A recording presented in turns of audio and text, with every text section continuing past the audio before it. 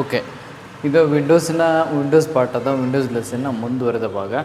ಯಾಕಂದರೆ ಆಗಲೇ ಸ್ವಲ್ಪ ಕರೆಂಟ್ ಹೋಗೋದು ಬರೋದಿಲ್ಲ ಆಯಿತು, ಹಾಗಾಗಿ 37 ಕ್ವೆಶನ್ ಮಾತ್ರ ಆಯಿತು. ಸೊ ನಾನು ಆದರೆ ಎರಡು ಮರ್ಜ್ ಮಾಡಿ ಅಪ್ಲೋಡ್ ಮಾಡೋಕ್ಕೆ ಟ್ರೈ ಮಾಡ್ತೀನಿ. ಇನ್ ಕೇಸ್ ಆಗಿರಲಿಲ್ಲ ಅಂತಂದರೆ ವಿಂಡೋಸ್ 1.1 ಅಂತ ಅಪ್ಲೋಡ್ ಮಾಡಿರ್ತೀನಿ. ಸೊ ನೋಡಿಕೊಡ್ರಿ. ಓಕೆ, ಇಲ್ಲೇ ನೋಡ್ರಿ, ಅಲ್ಲಿ ಪ್ರಶ್ನೆ ಅರ್ಧ ಆಗಿತ್ತು. ಅಲ್ಲಿ ಪ್ರಶ್ನೆಯನ್ನು ಪೂರ ಓದಿ ಆನ್ಸರ್ನು ಹೇಳಿದ್ದೆ ನಾನು ಆಲ್ರೆಡಿ. ಓಕೆ, ಒಂದು ಫೈಲನ್ನು ಒಂದು ಫೋಲ್ಡರ್ನಿಂದ ಇನ್ನೊಂದು ಸ್ಥಳಕ್ಕೆ ಸ್ಥಳಾಂತರಿಸಿ ಯಾವ ಕ್ರಿಯೆಯನ್ನು ಬಳಸುತ್ತಾರೆ ಅಂತೇಳಿ. ಅದು ಕಟ್ ಆ್ಯಂಡ್ ಪೇಸ್ಟ್ ಆಗುತ್ತೆ. ಕಟ್ಟಿಗೆ Ctrl+X ಅಂತ ಯೂಸ್ ಮಾಡ್ತೀವಿ, ಪೇಸ್ಟಿಗೆ Ctrl+V ಅನ್ನು ಯೂಸ್ ಮಾಡ್ತೀವಿ. ಕಟ್ ಮಾಡಿ ಈ ಕಡೆ ಪೇಸ್ಟ್ ಮಾಡೋದು, ಇಲ್ಲಿಂದ ತೊಗೊಂಡು ಬಂದು ಇಲ್ಲಿ ಇಡೋದು. ಹೌದಾ, ಇಲ್ಲೇ ಯಾವುದೇ ಫೈಲ್ ಇರೋದಿಲ್ಲ. ಹೌದಾ, ಸಂಪೂರ್ಣವಾಗಿ ಇದು ಸ್ಥಳಾಂತರ ಆಗುತ್ತೆ. ಒಂದು ವೇಳೆ ನಮ್ಗೆ ಇಲ್ಲೂ ಬೇಕು ಮತ್ತು ಇನ್ನೊಂದು ಕಡೆಯೂ ಬೇಕು ಅಂತಂದರೆ ಅದನ್ನು ಕಾಪಿ ಪೇಸ್ಟ್ ಮಾಡಬೇಕು. ಕಾಪಿ ತೊಗೊಂಡೋಗಿ ಪೇಸ್ಟ್ ಹಾಕ್ಬೇಕು. ಹೌದಾ, ಕಾಪಿಗೆ Ctrl+C ಕಾಪಿಗೆ ಯೂಸ್ ಮಾಡ್ತೀವಿ. ಕಟ್ಟಿಗೆ Ctrl+X ಅನ್ನು ಯೂಸ್ ಮಾಡ್ತೀವಿ. ಡ್ರ್ಯಾಗ್ ಆ್ಯಂಡ್ ಡ್ರಾಪ್ ಕೂಡ ಮಾಡ್ಬೋದು. ಓಕೆ, ನೆಕ್ಸ್ಟ್ ಪ್ರಶ್ನೆ. ಸಾರಿ, ಓಕೆ. ಒಂದು ಫೋಲ್ಡರ್ನ ಒಳಗಿರುವ ಇನ್ನೊಂದು ಫೋಲ್ಡರ್ನು ಏನೆಂದು ಕರೆಯುತ್ತಾರೆ? ಹೌದಾ, ನೋಡಿರಿ, ರೂಟ್ ಫೋಲ್ಡರ್, ಸಬ್ ಫೋಲ್ಡರ್, ಎಕ್ಸ್ಟೆನ್ಷನ್, ಶಾರ್ಟ್ಕಟ್. ಇಲ್ಲೇ ಸಬ್ ಫೋಲ್ಡರ್ ಅಂತ ಕರಿತೀವಿ. ಒಂದು ಫೋಲ್ಡರ್ನ ಇನ್ನೊಂದು ಫೋಲ್ಡರ್ ಒಳಗೆ ಸಬ್. ಹೌದಾ, ಸೊ ಪಾಯಿಂಟ್ಸ್ ಮತ್ತು ಕೆಳಗಡೆ ಸಬ್ ಪಾಯಿಂಟ್ಸ್ ಅಂತ ಹೆಂಗೆ ಕರಿತೀವಿ ಯೂಸಲಿ, ಹಾಗಾಗಿ ಸಬ್ ಫೋಲ್ಡರ್ ಅಂತ ಕರಿತೀವಿ. ಫೋಲ್ಡರ್ ಒಳಗಿಂದ ಇನ್ನೊಂದು ಫೋಲ್ಡರ್. ಹೌದಾ, ಫೋಲ್ಡರ್ ಯಾವ ಕಲರ್ ಇರ್ತಾ ಇಲ್ಲೇ ನೋಡಿರಿ, ಈ ಕಲರ್ ಇರ್ತೈತಿ, ಆ ಕಲರ್ ಇರ್ತೈತಿ ಫೋಲ್ಡರು.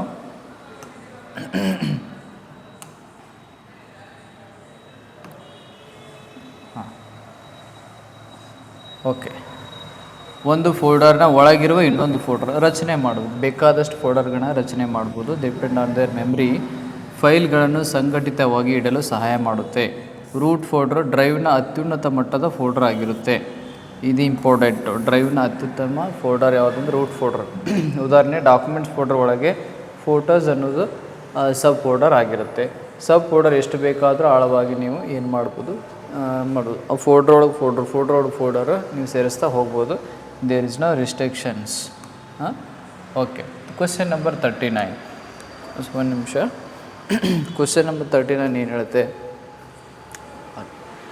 ಫೈಲ್ಗಳ ಗಾತ್ರ ಕಡಿಮೆ ಮಾಡಲು ಯಾವ ಕ್ರಿಯೆಯನ್ನು ಅಥವಾ ಯಾವ ಪ್ರಕ್ರಿಯೆಯನ್ನು ಅನುಸರಿಸುತ್ತಾರೆ? ಫೈಲ್ಗಳ ಗಾತ್ರ ಕಡಿಮೆ ಮಾಡಲು ಅಂದರೆ ಸಾರ್ಟಿಂಗು, ರೀನೇಮಿಂಗು, ಕಂಪ್ರೆಸಿಂಗು, ಫಾರ್ಮ್ಯಾಟಿಂಗ್. ಇದು ಅಳಿಸಿ ಹಾಕಲಿಕ್ಕೆ.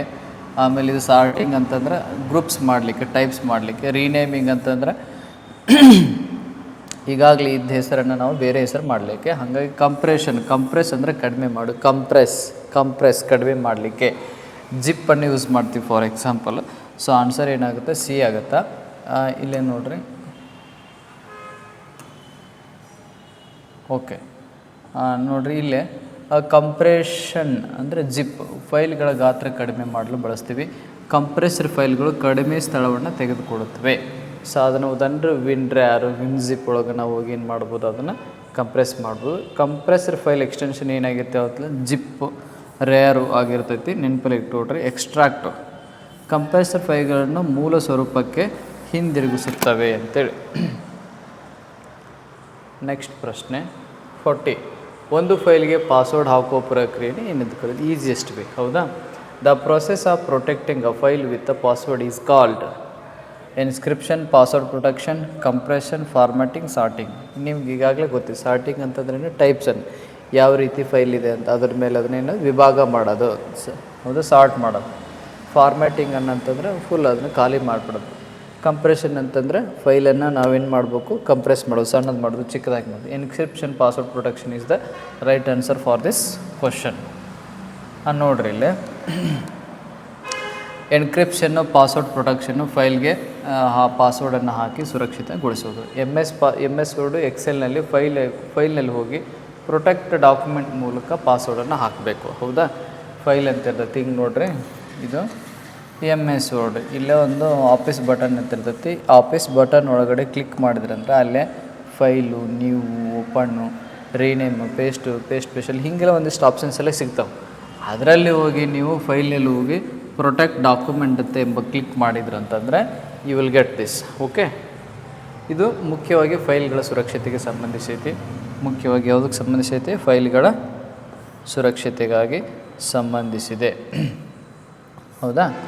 ನೆಕ್ಸ್ಟ್ ಏನಂತಂದರೆ ಕಂಪ್ರೆಷನ್ ಗಾತ್ರ ಕಡಿಮೆ ಮಾಡಲಿಕ್ಕೆ ಪಾಸ್ವರ್ಡ್ ಮರೆತರೆ ಏನಾಗ್ಬೋದು, ಫೈಲ್ಗಳನ್ನು ತೆರೆಯಲು ಕಷ್ಟ ಆಗಬಹುದು.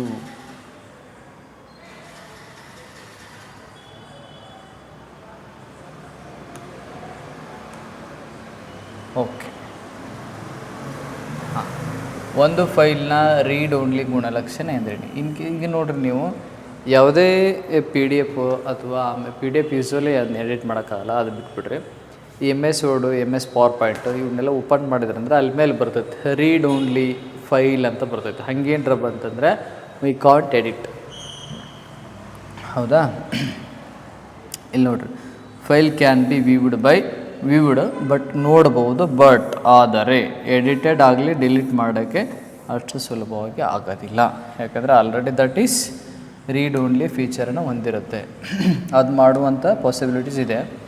ಯಾರು ಏನು ಮಾಡೋಕ್ಕಾಗಲ್ಲ. ರೀಡ್ ಓನ್ಲಿ ಅಂತ ನಾವು ಕೊಟ್ವಿ ಅಂತಂದರೆ ಯಾರು ಏನೋ ಅದನ್ನು ಎಡಿಟ್ ಮಾಡೋದಾಗಲಿ ಅಥವಾ ಇನ್ನೊಂದಾಗಲಿ ಮಾಡೋದಾಗಲಿ ಆಗೋದಿಲ್ಲ. ನೋಡಬಹುದು, ಆದರೆ ಸುಲಭವಾಗಿ ಬದಲಾಯಿಸಲು ಅಥವಾ ಅಳಿಸಲು ಆಗುವುದಿಲ್ಲ.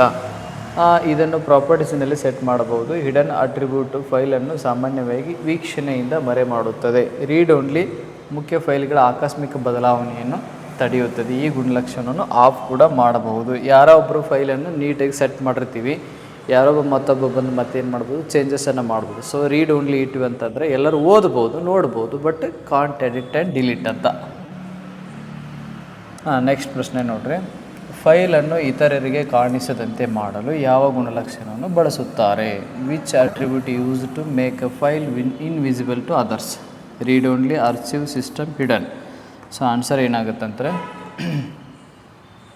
ನೋಡ್ರಿ, ಹಿಡನ್ ಆಗಿ ನಾವು ಫೈಲನ್ನು ಏನು ಮಾಡಬೇಕು,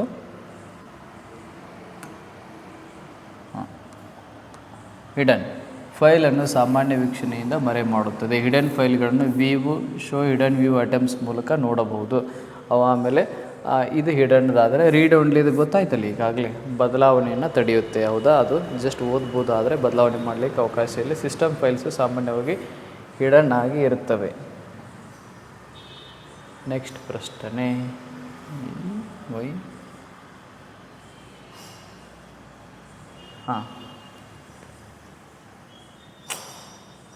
ಸರಿ,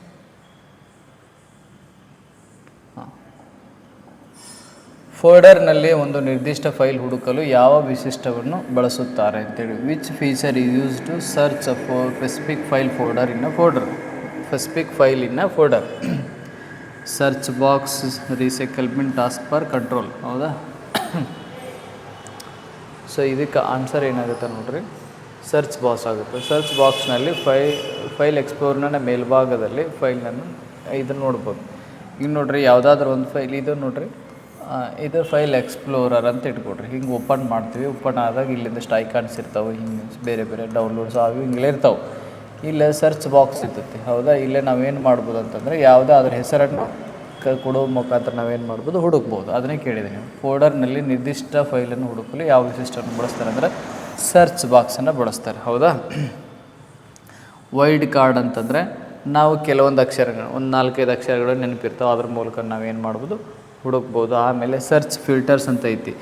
ದಿನಾಂಕ, ಎಂದು ನಾವು ಇತ್ತೀಚೆಗೆ ರೀಸೆಂಟಾಗಿ ಆ ಫೈಲನ್ನು ನೋಡಿದ್ವು ಅಥವಾ ಹಿಂದೆ ಯಾವಾಗಾದ್ರೂ ಒಂದು ಸಲ ನೋಡಿದ್ವಿ ಅನ್ನೋದ್ರ ಮೇಲೆ ನೋಡ್ಬೋದು. ಆಮೇಲೆ ಗಾತ್ರದ ಮೇಲೆ, ಚಿಕ್ಕದಿದ್ದು ದೊಡ್ಡದಿದೆ ಅನ್ನೋದ್ರ ಮೇಲೆ ನೋಡ್ಬೋದು.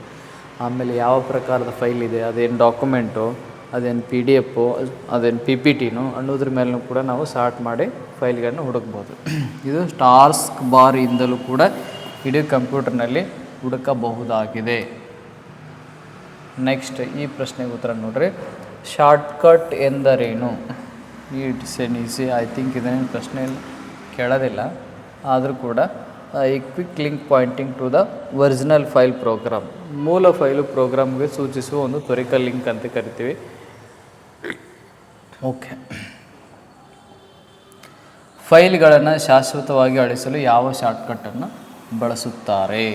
Okay. Ctrl+Delete, Alt+Delete, delete only, Shift+Delete.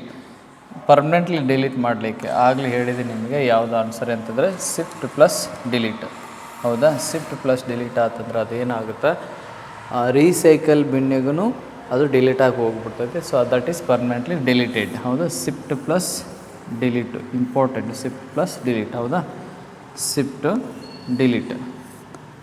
ಹಾಂ ನೋಡಿರಿ, ಡಿಲೀಟ್ ಓನ್ಲಿ ಆದರೆ ಫೈಲ್ ರೀಸೈಕಲ್ಗೆ ಬಿನ್ಗೆ ಹೋಗುತ್ತದೆ, ಆದರೆ ಪುನಃ ಅದನ್ನು ಪಡಿಬೋದು. ಶಿಫ್ಟ್ ಪ್ಲಸ್ ಡಿಲೀಟ್ ಮಾಡಿದ್ವಿ ಅಂತಂದರೆ ಅದನ್ನು ನಾವೇನು ಮಾಡ್ಬೋದು, ಫೈಲನ್ನು ಮರಳಿ ಪಡೆಯಲು ಆಗದೇ ಇಲ್ಲ. ಹೌದಾ, ಅದನ್ನು ಭಾಳ ಎಚ್ಚರಿಕೆಯಿಂದ ಬಳಸಬೇಕಾಗುತ್ತೆ.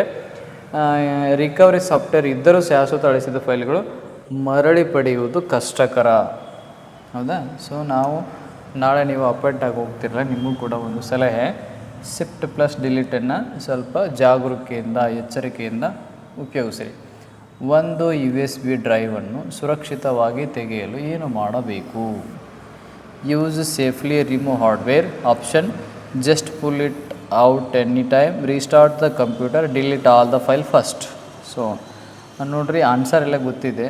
Use safely remove hardware option ಇಲ್ಲಿ ಕೆಳಗಡೆ ಇರ್ತೈತಿ ಇಲ್ಲಿ. ಹೌದಾ, ಅದನ್ನು ಕ್ಲಿಕ್ ಮಾಡಿ ನಾವೇನು ಮಾಡಬೇಕು, ಒಂದು ಇದನ್ನು USB ಡ್ರೈವ್ಗಳನ್ನು ತೆಗೆಯಬೇಕು. ಇಲ್ಲಿ ನೋಡ್ರಿ ಆನ್ಸರ್ ಇದೆ, safely. So safely remove the hardware, USB ಡ್ರೈವನ್ನು ಸುರಕ್ಷಿತವಾಗಿ ತೆಗೆಯುವಂಥ ಆಯ್ಕೆ. ಆಮೇಲೆ ಸಿಸ್ಟಮ್ ಟ್ರೇನಲ್ಲಿ ಕೆಳಬಲ ಮೂಲೆಯಲ್ಲಿ ಸಿಗುತ್ತೆ, ಇದೆಲ್ಲದನ್ನು ತೆಗೆದರೆ ಡೇಟಾ ಹಾಳಾಗಬಹುದು. ಈ ಆಯ್ಕೆ ಎಲ್ಲ ಬರವಣಿಗೆ ಕ್ರಿಯೆಗಳು ಮುಗಿದಿದೆ ಎಂದು ಖಚಿತಪಡಿಸುತ್ತದೆ. ಎಕ್ಸ್ಟರ್ನಲ್ ಹಾರ್ಡ್ ಡಿಸ್ಕ್ ಇದೇ ಪ್ರಕ್ರಿಯೆ ಅನುಸರಿಸುತ್ತದೆ. ನೆಕ್ಸ್ಟ್, ಫೈಲ್ಗಳ ನಿಯಮಿತ ಪ್ರತಿಗಳನ್ನು ಸುರಕ್ಷಿತ ಸ್ಥಳದಲ್ಲಿ ಇಡುವ ಪ್ರಕ್ರಿಯೆಯನ್ನು ಏನೆಂದು ಕರೆಯುತ್ತಾರೆ? The process of keeping regular copies of files in a safe place is called ಅಂತ ಕೇಳಿದ್ದಾನೆ. ಸೊ ಆನ್ಸರ್ ಏನಂತ ಕೇಳಿದರೆ ಇದು ಆನ್ಸರು ಬ್ಯಾಕಪ್ ಅಂತ ಆಗುತ್ತೆ. ಆನ್ಸರ್ ಏನಾಗುತ್ತೆ ರೀ? ಬ್ಯಾಕಪ್ ಅಂತ ಆಗುತ್ತೆ. ಬ್ಯಾಕಪ್ ಅಂದರೆ ಫೈಲ್ಗಳ ಪ್ರತಿಗಳನ್ನು ಸುರಕ್ಷಿತ ಸ್ಥಳದಲ್ಲಿ ಇಡುವುದು ಅಂತ ಅರ್ಥ. ಇದು ಡೇಟಾ ನಷ್ಟದಿಂದ ನಮ್ಮನ್ನು ರಕ್ಷಿಸುತ್ತೆ. ಕಂಪ್ಯೂಟರ್ ಹಾಳಾದರೂ ಕೂಡ ಬ್ಯಾಕಪ್ನಲ್ಲಿ ಇದ್ರೆ ನಾವು ಹಾಳಿ ತೊಗೋಬೋದು. ನೋಡ್ರಿ, Google drive, external hard disk, pen drive ಎಲ್ಲ ಕರಿತೀವಿ, ಮೆಮ್ರಿ ಕಾರ್ಡ್ ಅವೆಲ್ಲ external hard disk, pen drive ಇವು ನಿಯಮಿತ ಪ್ರಮುಖ ಫೈಲ್ಗಳಿಗೆ ಶಿಫಾರಸು. ಕ್ಲೌಡ್ ಬ್ಯಾಕಪ್ ಇಂಟರ್ನೆಟ್ ಮೂಲಕ ಆನ್ಲೈನ್ಯಾಗ ಸಂಗ್ರಹಣೆ ಮಾಡ್ಬೋದು. ಓಕೆ. ಹಾಂ, ನೆಕ್ಸ್ಟ್ ಈ ಪ್ರಶ್ನೆ ನೋಡ್ರೆ, ಒಂದು ಫೋಲ್ಡರ್ನಲ್ಲಿ ಎಷ್ಟು ಫೈಲ್ಗಳಿವೆ ಎಂದು ಬೇಗ ತಿಳಿಯಲು ಏನು ಮಾಡಬೇಕು? What should you do to quickly see how many files are in a folder? Select all files and check the status count, rename each, compress the folder, delete the folder. ಯಾವ್ದು ಆನ್ಸರ್ ಆಗುತ್ತೆ ನೋಡ್ರಿ? ಇಲ್ಲೇ ಕಂಪ್ಯೂಟರ್ನಾಗ ಸ್ವಲ್ಪ long answer ಯಾವ್ದಾರು ಇರ್ತಂತಂದ್ರೆ that is always answer ಆಗಿರ್ತೈತಿ.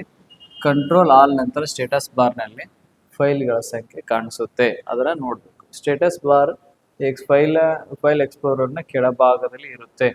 Total size ಸಹ ಅಲ್ಲಿಯೇ ಕಾಣುತ್ತೆ. ಪ್ರಾಪರ್ಟೀಸ್ ರೈಟ್ ಕ್ಲಿಕ್ ಮಾಡಿದಾಗ ಫೋಲ್ಡರ್ನ ಒಟ್ಟು ಫೈಲ್ಗಳ ಮತ್ತು ಫೋಲ್ಡರ್ ಎಣಿಕೆಯನ್ನು ತೋರಿಸುತ್ತೆ. ವ್ಯೂ ಡೀಟೇಲ್ಸ್ನಲ್ಲಿ ಕೂಡ ಇದನ್ನ ನೋಡಬಹುದು.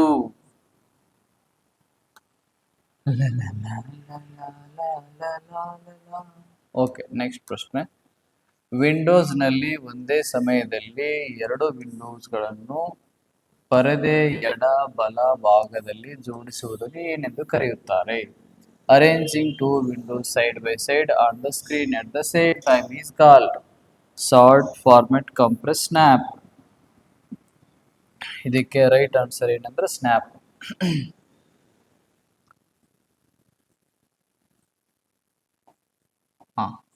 ಸ್ನ್ಯಾಪ್ ಅಂದರೆ ಎರಡು ವಿಂಡೋಗಳನ್ನು ಪರದೆ ಮೇಲೆ ಇಚ್ಚಕ್ಕೊಂದು ಡಬಲ್ ವಿಂಡೋ, ಸ್ಪ್ಲಿಟ್ ವಿಂಡೋ ಮಾಡ್ತಲ್ಲ ಆ ಟೈಪ್ ಮಾಡೋದು. ಸ್ನ್ಯಾಪ್ ಎರಡು ಪ್ರೋಗ್ರಾಮ್ಗಳು ಒಟ್ಟಿಗೆ ನೋಡಲು ಸಹಾಯ ಮಾಡುತ್ತದೆ. ಶಾರ್ಟ್ ಫೈಲ್ಗಳ ಜೋಡಣೆಗೆ ಸಹಾಯ ಮಾಡುತ್ತೆ. ವಿಂಡೋಸ್ 11 ಸ್ನ್ಯಾಪ್ ಲೇಔಟ್ಸ್ಗಳು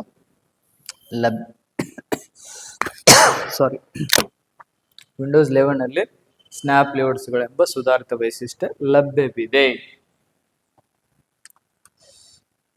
ಕ್ವಶನ್ ನಂಬರ್ 50, ಇವತ್ತಿನ ಕ್ಲಾಸಿನ ಕೊನೆಯ ಪ್ರಶ್ನೆ. ಯಾರು ಈ ಕ್ಲಾಸನ್ನು ಇಲ್ಲಿವರೆಗೂ ಕೊನೆಯವರೆಗೂ ನೋಡ್ತೀರಿ ನಿಮ್ಮೆಲ್ಲರಿಗೂ ಧನ್ಯವಾದಗಳು. You will get 100% good marks in exams.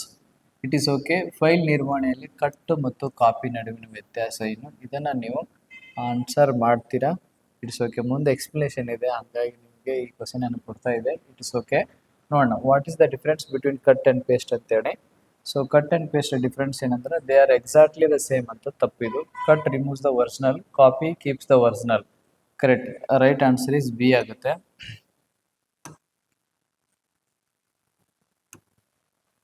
ಹಾಂ ನೋಡ್ರಿ, ಈ ಇನ್ಫಾರ್ಮೇಶನ್ ನಿಮಗೆ ಬಿಟ್ಟು ಹೋಗಬಾರ್ದು ಅನ್ನೋ ಉದ್ದೇಶದಿಂದ ಆ ಪ್ರಶ್ನೆಯನ್ನು ಕೊಡಲಿಲ್ಲ. ಒಂದು ಪ್ರಶ್ನೆ ಕೊಡ್ತೀನಿ, ನಾ ಡೈರೆಕ್ಟ್ ನೆನ್ಪಿಟ್ಕೊಡ್ರಿ.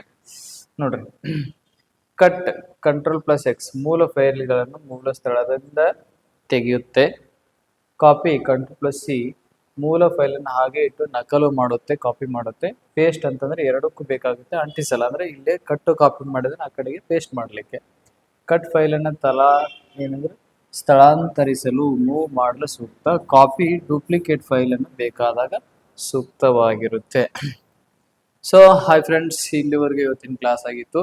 ನಾವೀಗಾಗಲೇ ಇದನ್ನು ಕಂಟಿನ್ಯೂಸ್ ಆಗಿ ಪ್ರತಿ ಚಾಪ್ಟರ್ ಮೇಲೆ 50 ಕ್ವಶನ್ಸ್ಗಳು MCQs ಮಾಡ್ತಾ ಇದ್ವಿ. ಇದು ಮುಂದುವರಿಯುತ್ತೆ, ಸಂಪೂರ್ಣವಾಗಿ ಉಚಿತವಾಗಿರುತ್ತೆ. ನಿಮಗೆ ಉಪಯೋಗ ಆದರೆ like, share, subscribe. Thank you, bye, ನಮಸ್ಕಾರ.